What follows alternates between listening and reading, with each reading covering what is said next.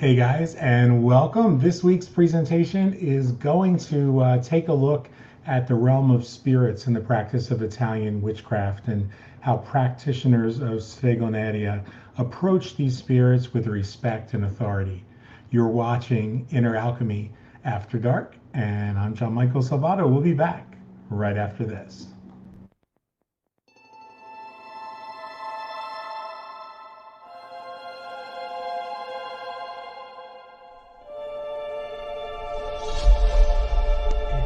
Alchemy.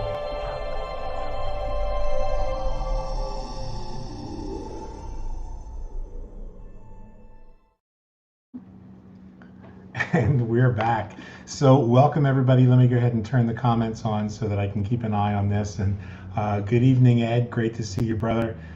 Tonight we're going to talk about something continuing our discussion of Stregoneria, Italian witchcraft and folk magic. We are going to look a little bit more deeply into the realm of the spirits. Hey Lisa, nice to see you as well.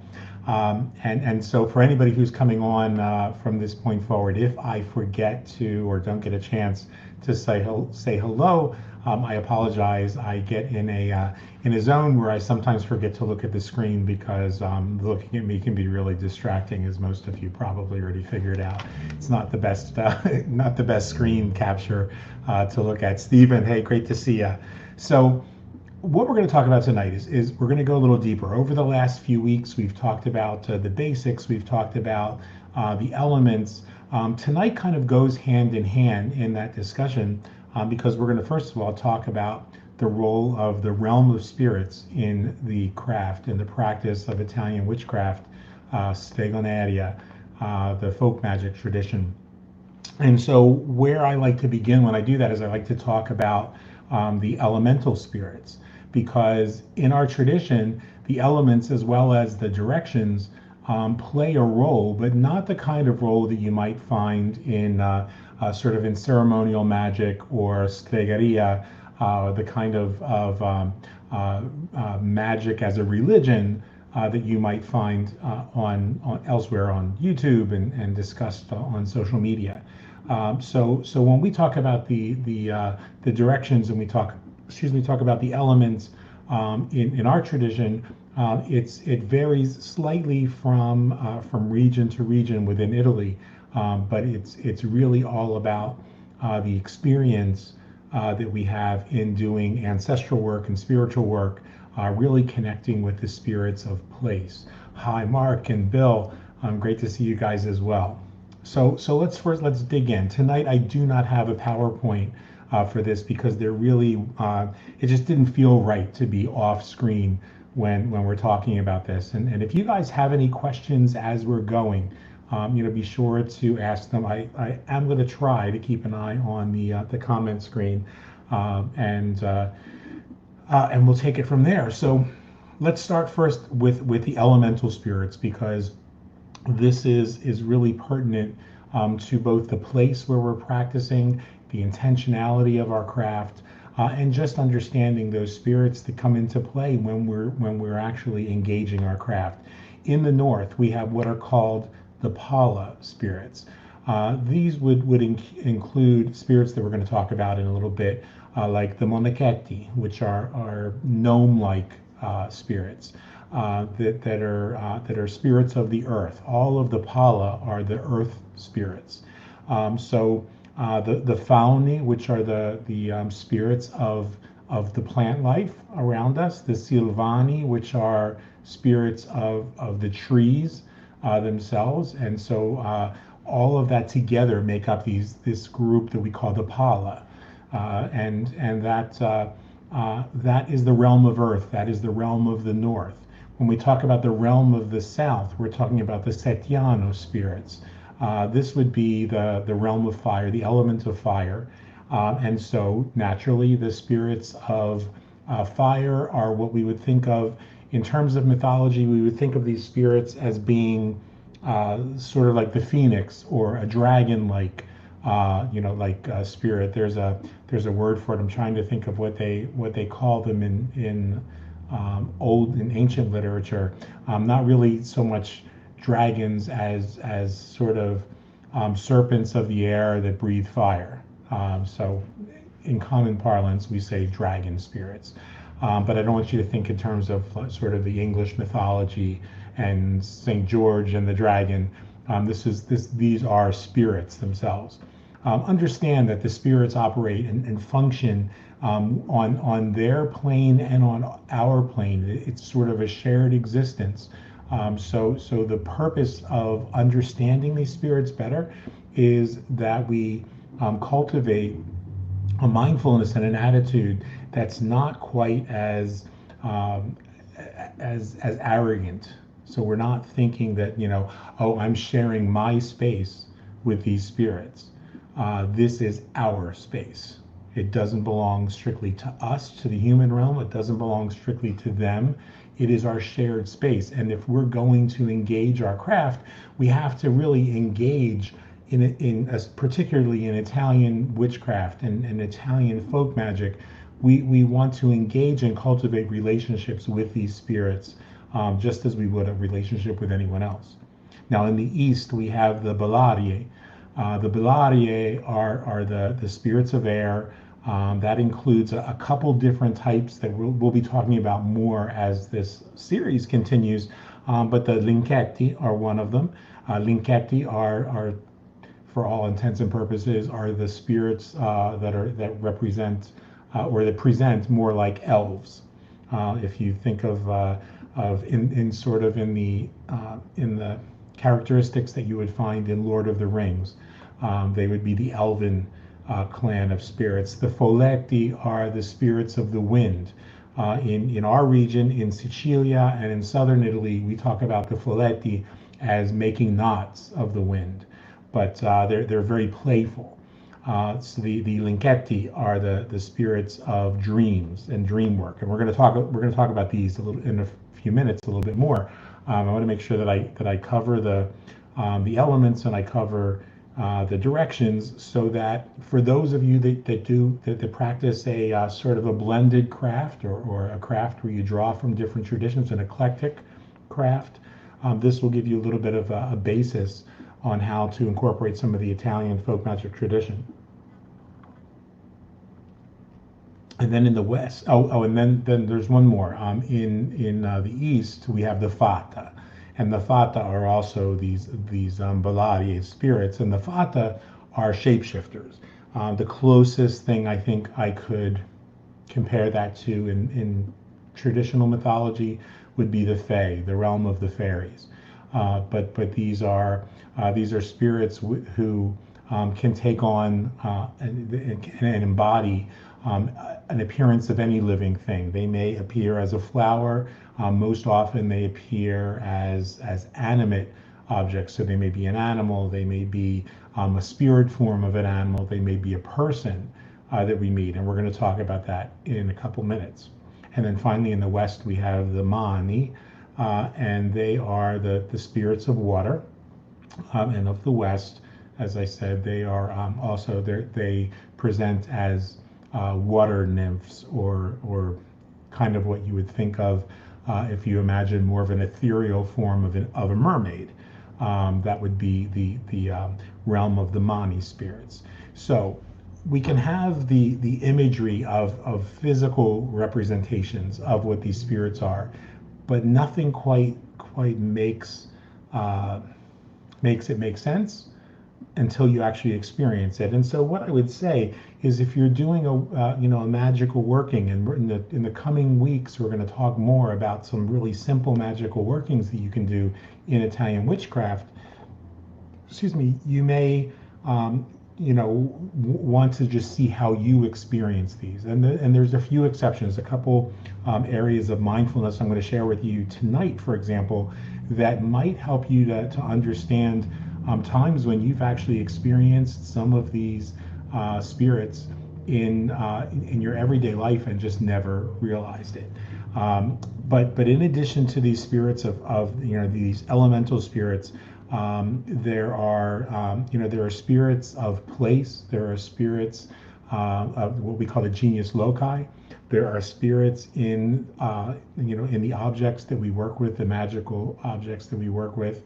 There are spirits of certainly of all of the plants. I told you the fauni or the silvani, and then there are also the ancestral spirits and the spirits of energies and powers and principalities. And so when we come to step onto the path of practicing Stregoneria, one of the things that we want to do is be constantly aware of the responsibility we have before beginning any working and after the working, as well as in many cases during the whole process itself, of cultivating relationships. If you're going to, for example, take some sacred herb from your garden, you're going to take some rue, or you're going to take some sacred basil, you're going to take some some oregano, or whatever it is that you're going to take from your garden, some hibiscus flower. Before you do it, thank the spirits of that place, thank the spirits of that plant, and ask them permission to do this. Now, whenever we take something, we always leave something as a means of showing our gratitude.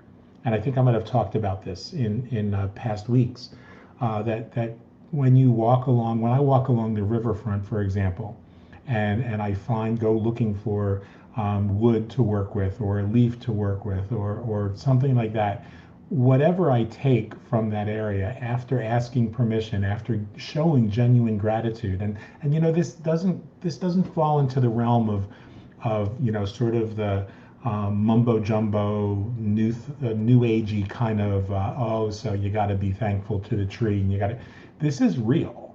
This is actually showing real gratitude, and asking real permission before you take something from a place, understanding that there are real spirits there. And if you find that absurd, if you find it ridiculous to ask a tree if you can take a branch, if you find it ridiculous to think of spirits of a place, or spirits of a plant, or spirits of a rock, then this probably isn't a tradition for you. Then you're probably one of those folks who isn't ready to actually step onto this path. So we bring a genuine respect, recognizing that there is an energy. You can call it spirit, you can call it energy, you can call it essence, but if you can't cultivate that relationship, then you shouldn't go further until you can. And if it feels a little odd at first to be asking a tree for permission to take a branch, that's okay. When we meet somebody, especially somebody that we're in awe of, we might be a little uncomfortable, we might be a little shy or reserved at first. So it's quite all right when you're coming in the presence of these magnificent spirits that have been here for as long as the earth has been here, to ask the spirits of the trees in general, and then the spirit of a particular tree, if you may take something. There's really an incredible relationship that begins to be cultivated, something that I can't even quite put into words. That's really big. And Mark just asked an important question. I want to go to the questions here. Let's see. I don't multitask well at all. Mark said, "Will they say no?" And that's a great question. So there are times when we go into, say along the riverfront, and I may ask a tree if I can have permission to take a branch to create a wand. And then I'll sit with that tree for a while. And I don't just walk up to the tree and say, "Hey, can I take a branch?" and then expect an instant answer. I'll sit with it for a while, and I'll get that sense. And if within a few minutes I don't feel a sense of yes, it's okay, and you feel that sense just kind of the same way when you meet somebody that you have a connection with, you have that connection, it feels good and it feels warm inside. If I don't have that, I thank the tree and I move on and I look for another tree. So yes, Mark, there are times when it isn't okay. I would say that those are limited and rare, but at times, especially as we cultivate that relationship, if I'm going and asking for a branch, I don't just say, "Hey, can I have a branch?" I'm gonna say what it is that I'm there for. Can I get a branch? I'm making a wand for someone. Can I get a branch I need to use in a particular ritual, or some root work, or something like that? And by explaining what it is, then I'm trusting in that realm of spirit that knows and is more in touch with the working of magic itself than me. I'm putting myself in a place of humility. And so the trees may know that there's a better tree, a more powerful tree, a tree whose essence is stronger or older or focused more on healing or focused more on power, whatever it is that I need. So the more that you cultivate that relationship, the better that those quality of responses are going to be. So that's a really great question. When I go along the riverfront, I may be going to take, for example, we'll stay with the example of a branch. I may be picking up a branch in order to craft a wand. And if I ask the tree for permission to take that branch, and I get that permission, I always leave an offering. Now, I'm never going to tell somebody what kind of offering that they have to leave, because ours is not the kind of tradition that's so rigid about that. But I will suggest that if you're doing something like that, the riverfront is a public space. And I know that there are homeless people that walk along the riverfront. There are homeless people who live along the riverfront. And so just last week, we were bringing blankets from some of the hotels in the area, because hotels will throw away blankets that get little holes in them. And they have to, because you don't want to go into a hotel room and then your blanket has cigarette burns in it, or it has moth holes or whatever. So if there's even a couple little tiny holes, they retire that blanket. And so I found that if I go and ask some of these smaller hotel chains, can I pick up any of the blankets you're going to retire to bring to the homeless, they'll hold them for me. And when they have 5 or 6 or 10 or whatever, held aside, quite often the manager themselves will call and say, hey, can you come down, pick these up? We got a box of blankets for you. And then we take those on the street. And we take them on the street all year round, but we especially do it in the winter time as it starts to get colder. So that same mindfulness of sharing this planet with those that are less fortunate is what kind of motivates me when I go to leave an offering for a tree or for the river or for a particular plant, for the birds who left a feather. Certainly one of the nicest ways that I know to be able to show that gratitude is by, as they took care of me, taking care of someone else. So I may leave a large leaf plate with some oranges on it, or a couple apples, or a juice box and an apple or a piece of fruit of some kind. Understanding that, and most of the time it would be just the fruit itself and not the juice box. Along this particular stretch of river, I do sometimes leave juice boxes as well in the summertime, because I know that there are homeless folks and they can carry that with them and drink and stay hydrated. But I would normally leave food, because if a homeless person doesn't come along and find it, perhaps a squirrel or a bird or a dog or a stray cat finds that food and eats it. So the thing that you never want to do, and you want to be mindful of when you're out in nature, is you never want to leave things, for example, like chocolate, which a stray dog could come upon and eat, and because of the bromelain in the chocolate, become ill. So we don't want we want to be mindful of the gifts that we're offering. We want to be mindful of of our way of saying thank you, and you want to make it personal. So if what I just said didn't resonate with you, and you don't feel like where you live there's going to be homeless people coming along, or stray animals that might be fed, then don't do that. Do something that comes from you. And if you can't afford a piece of fruit or something, or you don't happen to have a piece of fruit, any kind of offering that you can give, any way of saying thank you is appropriate. So many times I see on witchcraft boards, people saying, oh, if you don't leave coffee, if you don't leave liquor, if you don't leave this, if you don't leave that, the spirits are going to be upset. And in some traditions, that might be the teaching of that tradition. I want you to understand, in this tradition, that's not the case. Now, there are certainly particular offerings that we're going to talk about that are more effective than others, and some I'm going to share with you some almost amusing anecdotes of ways that you can test this, that are very specific. But in most cases, then the offering that you give, as long as it comes from your heart, is the appropriate offering.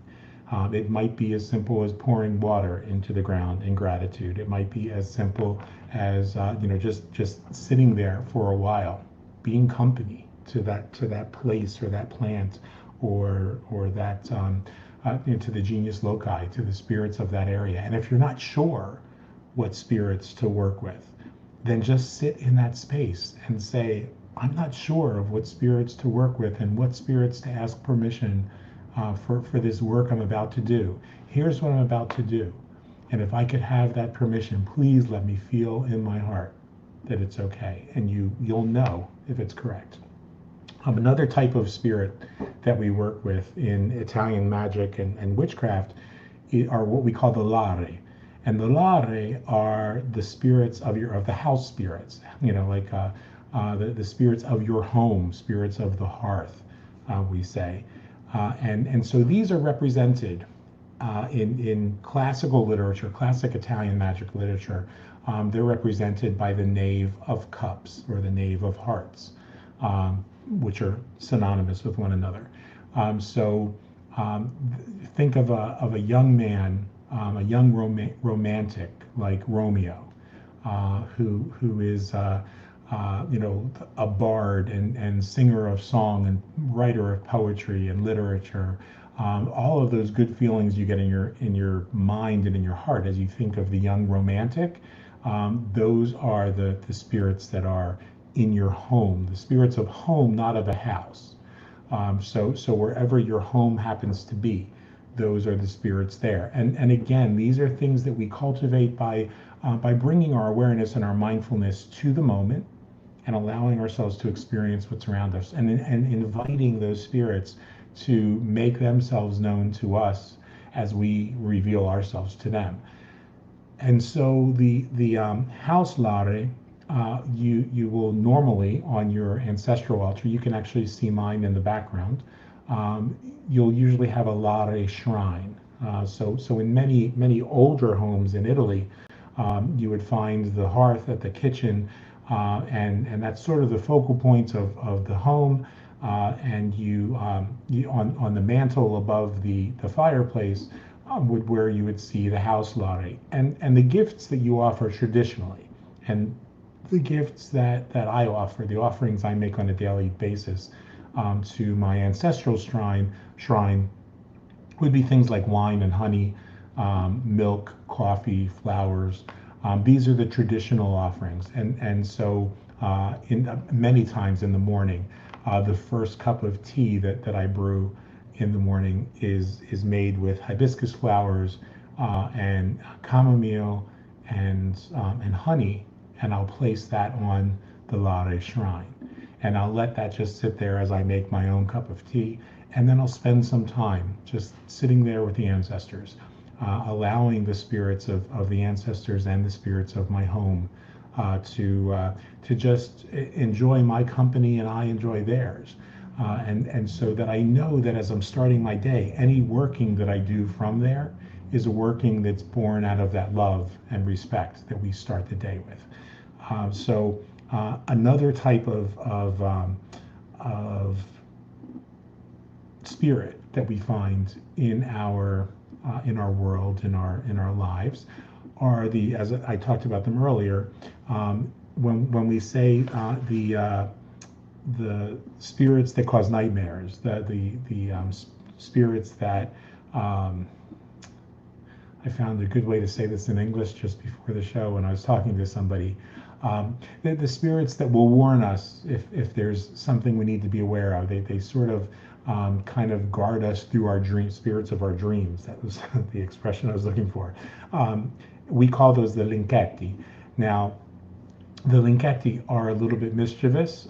They can sometimes cause trouble going to sleep. They can sometimes cause nightmares. Depending where you are in Italy, there are traditions that we use to stave off those nightmares.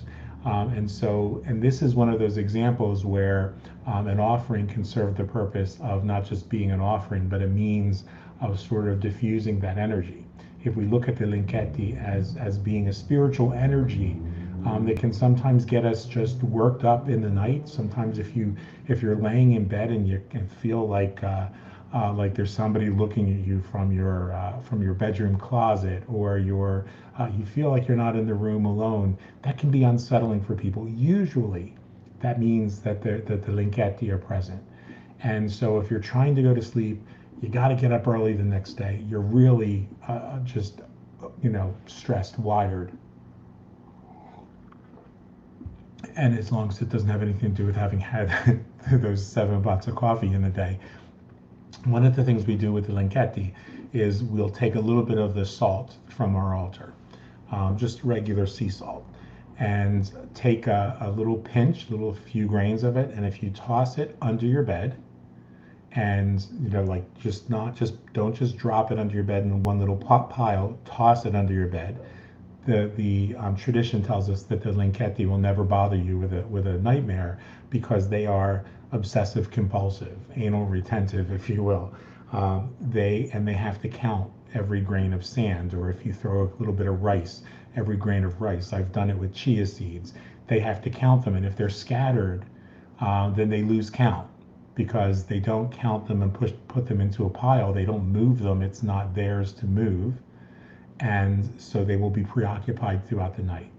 Another way that you can satisfy and fascinate the Linketti, and you'll recognize this from classical literature and mythology, is that it's said that if you keep a bowl or a cup of water next to your bed and do not ever drink it, the Linketti during the course of the night will be so taken and so fascinated with their reflections and the reflection of light or candlelight or whatever, that they will forget to bother you and disturb your sleep, and then you fall asleep. Now, that said, if you have a recurring dream, and you have something that's on a recurrent basis seems to get your attention night after night, you wake up remembering that dream, that's probably not the Linketti. That's probably a message that from the spirit realm that's trying to get your attention and warn you about something, or remind you about something, or guide you towards something, toward or away from something. But if it's just bad dreams, and you have dreams of monsters, or things that are unsettling, that are just generally unsettling and don't really make a lot of sense, and you don't remember them when you wake up, that's probably the Linketti messing with you. And as I said, they're in the elven family, and within the elven family, we know that there are mischief makers, but that none of them mean harm. So you're not going to have these, when you toss this salt under there, it's not to keep something harmful away, it's to keep something annoying away. We talked about the Falmi, the spirits of the plants. We talked about the Silvani, the spirits of the woodland spirits. Then there are the monachetto, or the monachetti in plural. Those are the gnome-like spirits that you'll encounter when you're out in the wilderness. If you feel like there's someone or something that's watching you, quite often that's who they are. Again, helpful spirits that can be guiding for you, if there's a particular plant that you need to find and you're not sure what you're looking for. A lot of times, if you just ask the monachetti to kind of guide you, you'll get a little gentle nudge, or something might fall from a tree. So let's see. Mark writes, I love that story. I heard that about vampires too, counting things. I'd like the spelling of these spirits, maybe later in the comments. You got it. That's a great idea. I will go ahead and put those in there, and I'll put a little short couple of reminder phrases that go after it. And by the way, quite often you'll find, Mark, that some of the mythos that comes from the horror genre actually draws very deeply from the Italian and the Romany, tradition. So you get some of these things. One of the similarities you'll also find is in two of the other spirits I wanted to talk about tonight, and I realize I've gone over a little bit on our usual 30-minute time frame, and I apologize, but get used to it because that's just how I am. The folletti are spirits that are that ride the wind. We talked about that. That the bellarie, they're the spirits of air. Among them is the spirit of the wind. And so if you're ever in practice and a curtain starts to blow and the window's not open, or the window opens, as you see in horror movies, that imagery is quite often used. It opens for no reason. Or if you're sitting before a candle and all of a sudden the candle flame starts dancing, and that may also be this, a fire spirit. But if it's the fire is just whipping around, it could be folletti that are present, and they're spirits that ride the wind. We say that the folletti are responsible too. If it's a very calm day, they're very, very playful.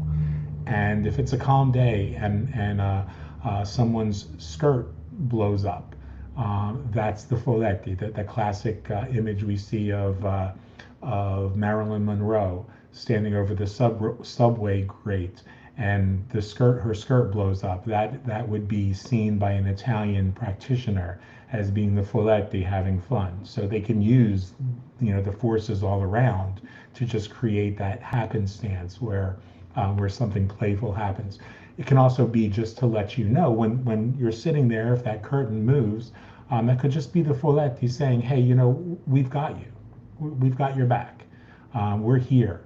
And so these are just really matters of mindfulness, matters of awareness that come into play. And a fun story about that is that our home, because we live in a 120-year-old house that was once part of an antique store, we've got a lot of issues with having to be careful of fire codes, and as you can imagine, for a 50-year practitioner of the craft, there's never any shortage of actual candles that are being used in my home in different rooms. And so I also count on and use electronic candles just for ambiance and for in places where I want to be able to keep a candle lit 24/7, then that's a much safer way for me to do that. And in our home, so we have these little cheap little electronic candles, and the folletti will at times fuck with us. And no, there's no other way to explain it. Where we may be sitting there about a week and a half ago. A couple of friends of mine were sitting with me in the living room, and we were talking naturally about something about the craft. And as we were having the conversation, these candles lit one at a time, like somebody was lighting them, but they were electronic candles. And there was we don't have the kind. I've since learned that you can actually get them that go on timers, and you can get the ones that are light sensitive and they go on naturally at night. Those are definitely going on my Amazon wish list because that sounds pretty amazing. But these are just the little cheap ones that you buy from the dollar store. And so it was wild. And then it started to happen. Once it got our attention, it started to happen more often. We would be having a conversation, and I was last week having a conversation with somebody that I was doing one-on-one personal teaching with, and we were talking about a Buddhist concept, and we were talking about my book Zen Kondo, and the candle that you see in the back over here that sits before the statue of the Buddha went on, and I didn't even notice it. They noticed it at first and said, that candle just lit by the Buddha. How did you do that? And I turned around, and sure enough, it was lit. And so the folletti will have ways of just saying, hey, this is confirmation that you're on the right track, or this is confirmation that we're watching out for you, or confirmation that we love you. When you cultivate this relationship, you will find that there are certain of these spirits that you become more attached to intimately, and others that are more like casual friends, and some that become like family, some that become like family that you just kind of tolerate because you got to be nice to them because they're family, but they're really a little bit of a pain in the ass. And there's going to be some that you really look forward to, and some that you don't get to see as often as you like. Um, and the final of those spirits of the air that I wanted to mention, that to Mark's question about or comment about the vampires, is the Fata. And the Fata are probably are among my favorite, because the Fata are spirits. They're shapeshifters. The nearest equivalent in modern mythology and mythos and legend would be the Fae or fairy realm. And they certainly are really as close as I think any being could probably be to the mythological fairy. But they're shapeshifters, and so, as I mentioned a little bit in the beginning, they sometimes will show up in our lives as flowers. If you see, if it's wintertime and all of a sudden you see a rose bush that's come into bloom, you can absolutely be certain that is a Fata. That's the spirit of the Fata, just showing up in your world for whatever reason. But they will quite often, more often than not, show up as animals, or as spirit animals, or as people. And so when the story goes that when you do a kindness for a Fata, they can never repay it enough. And so we cultivate this mindfulness as practitioners of Italian witchcraft, to really be more compassionate, to be more mindful of those that are around us, whether those be people or animals or spirit animals, or for me personally, even a plant. If I see a plant that is that's got dead branches or dead leaves around it, I'll stop and prune those away, because I know it's taking energy from that plant. Or if there is a plant that is too close, for example, when I'll visit a friend, if they have plants that are close to their television and they're watching the news or they're watching a violent program, I'll find a way, even if they're not believers or practitioners, I'll say, that plant would do really better so and so, and I'll find a window somewhere else where that plant will do well, and the plant will always thrive. And people will always tell me, how did you know that plant needed to be moved? Because when I'm in there, and if they're watching something that's horrifically violent, I will first of all apologize to that plant quietly. You don't have to, make a scene. You don't have to draw attention to yourself. But I'll say, I'm really sorry you're being exposed to that energy, and I'm going to try to get you moved. Sometimes I'll be sneaky, and sometimes if it's at a friend's house where I know they aren't going to notice, I'll move the plant without even asking them, and put it in a better location. But usually I'll ask. And on occasion I've gotten in trouble for it when I tried to move it without permission. So ask. It's the most they could say is no, and then you've tried. But when we do these kindnesses, for the person that we pass getting off the interstate. So many people. I tell this story too. They in Atlanta, there was a group that would meet on Sunday afternoons for lunch.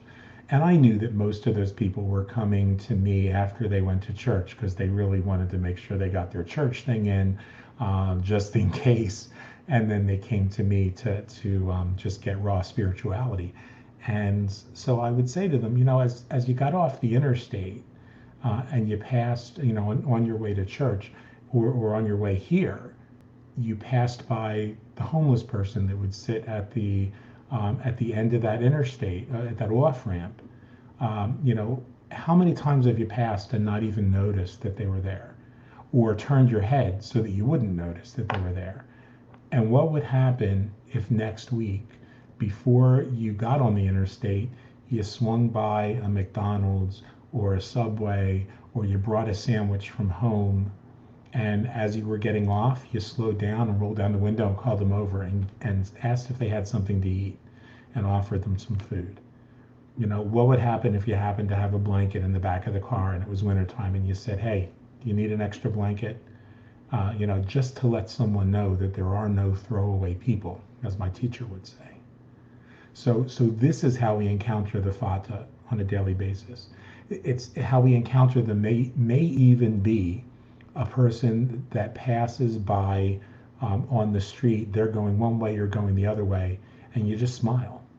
There are those people that as you're passing by, they catch your eye just for a second and they keep on going, and it's too late.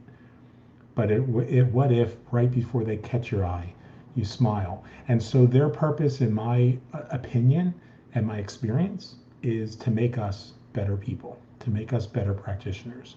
And so here's where it all comes together. This entire spirit realm in our practice of Italian witchcraft and folk magic, this whole practice is about energy. And that energy, that the ether that we talked about in last week's show, another word for that ether is thought, and another word for that ether is love. Not love like I love potato chips, or I love to go taking a walk along the riverfront. The kind of love that you have for a newborn baby, the kind of love that you have for your familiar, the kind of love that you have just for being alive. And good for you, Lisa. Lisa says that she does that from time to time. And it's another word for what we practice, for witchcraft itself, is love. And the energy that we do, whether it's baneful magic or it's good magic, is all working from a place of love, working from a place of being present. So at the end of tonight's program, just as I do every time, I encourage you guys to stay in the moment, to bring gratitude to that moment, because that is where your power is. You can take all of these classes, you can learn all about Italian witchcraft, you can learn all about Stregoneria and folk magic and Stregoneria, but until you come back to the present moment, you're never going to experience the power to put that to practice.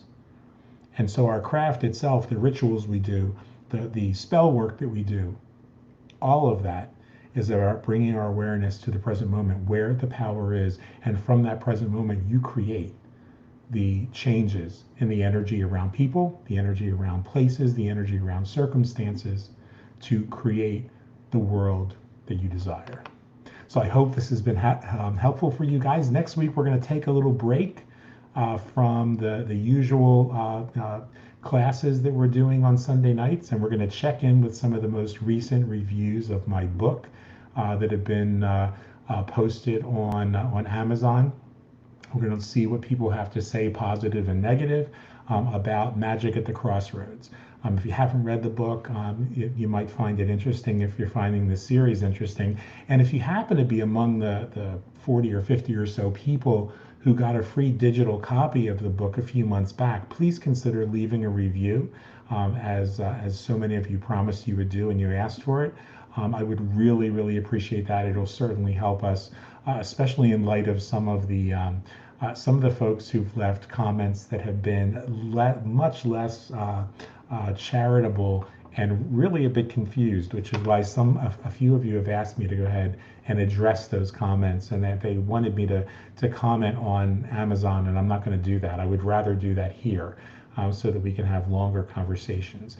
And as always, I thank you guys for subscribing and clicking on the little notification button, clicking like, giving us a thumbs up if you enjoyed this episode. And one last thing before we go, let me know how you guys feel about the class so far. What would you like to learn or discuss in future episodes? Leave comments below, because those comments really help us as well. And if you could share this video with folks across social media, I would definitely appreciate that too. Our next goal, in order to be able to accomplish what we need to accomplish to keep this going, is to reach 2,000 subscribers and 1,000 hours of viewer time each and every month. And so with that, we're at the 45-minute mark, guys. Stay in the moment, be grateful for what you've got, and always remember, the best is yet to come. Love and appreciate each and every one of you. See you next week.